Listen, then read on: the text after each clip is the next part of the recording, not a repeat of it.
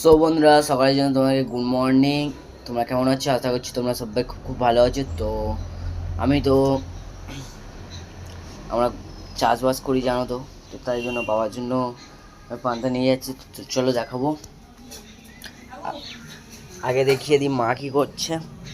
তো ফ্রেন্ডস, আমাদের উঠোন কত স্লিপ দেখতে পাচ্ছ। আর মা এখানে কাঁকড়া এনেছে, দেখতে পাচ্ছ। এগুলো কী কাঁকড়া যদি জেনে থাকো আমাকে কমেন্টে জানাবে। আর এটা ভোলা মাছ মনে হচ্ছে।